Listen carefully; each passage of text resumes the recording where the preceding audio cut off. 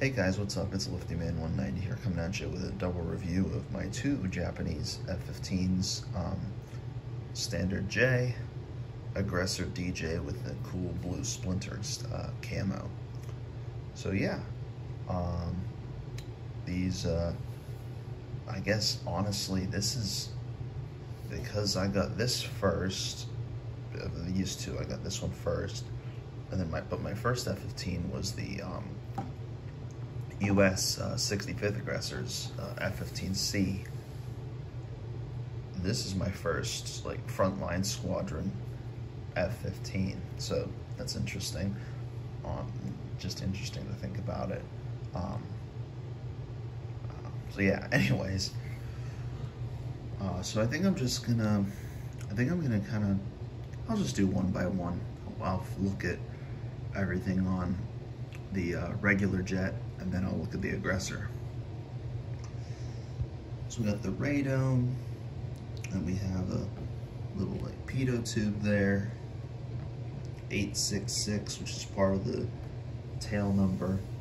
You have your single seat, basically F-15C A or C style cockpit, but really the J is just a localized C, so basically a C. Then you have your the intake there. Kind of thinking about, I'd like to see about getting an F-15 with the intakes in the down position. Just all three of mine are they're in the up position, so just be something interesting for a comparison. And then right here we have our refueling receptacle. We have our I guess triple pylon really, with two AM3s and a gas tank, drop tank. Wing with the roundel insignia. And we have our tail with the full tail number, 628866. And then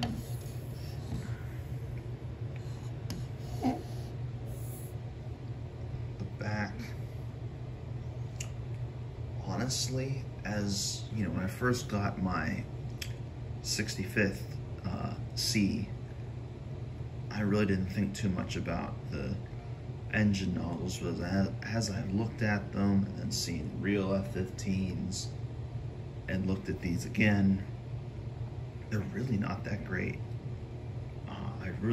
That is definitely a theme with Hobbymaster, I think, is their afterburner cans are a weak point. We'll call it that, a weak point for sure, in terms of the models, because like so much else on these models is like fantastic, but it's just, I think it's the afterburners that just they suck. I hate to say it, but I think they suck. Like Super Hornets, I think they're pretty terrible. We don't have an F-14. The F-4s are okay. The F-15 or F-16s, I don't think they're that great either. Tornado doesn't look bad. I really wish the Su-30 SM's nozzles were interchangeable, because I think the Su-35 has interchangeable nozzles, so that there's like a drooped version.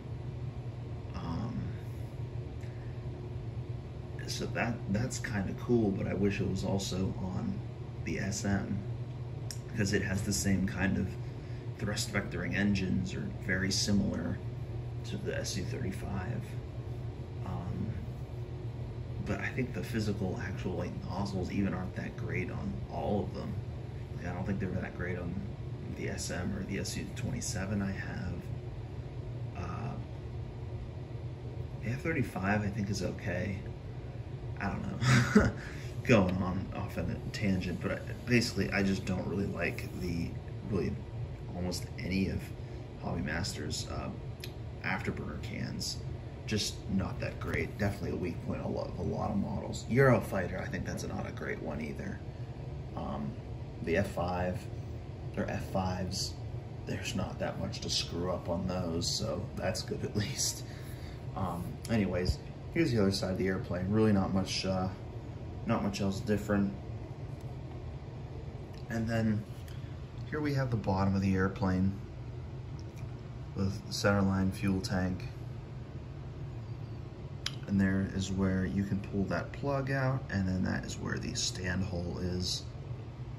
And then you have your 4 Sparrows, which I believe these are AIM-7Fs. Because at least, not that I want to go off of War Thunder too much, but they have not given the F4 EJ Kai AIM-7Ms, and I don't even think they added a very questionable F-16 for Japan. It's because really the next step up from the EJ Kai is this, and the game's not there. Like the F-15J would be OP. It would be very OP, I honestly think. So anyways, there's no AIM-7M on the F-16 either, so, and there is for the US one, or the US air defense variant, F-16, so I don't think they use the AIM-7M. All right, we'll move that one off to the side a little bit, and now we'll take a look at the Aggressor. So here we have basically the same, different shaped canopy, obviously, for 2 seats. Then we have the 068, also obviously part of the tail number. Then we have our refueling receptacle there, more AAM3s. And then this one, there's some like designs on the fuel tanks, the drop tanks, the star, and it says Aggressor. I think that's kind of cool. Has it on all 3, and we'll see the other one on the other side when I spin it around. Definitely, I didn't really realize it. I don't think I realized this in the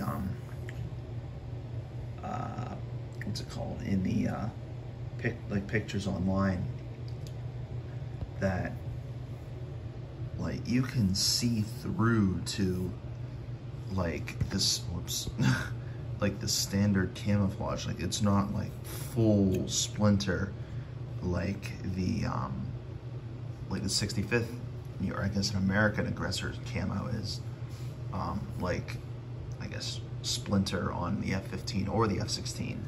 It's, the full airplane. This is not, you can see through to that. Anyways, and then so we'll move back here, 928068.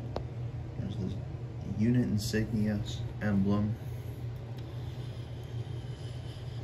Again, those meh burners.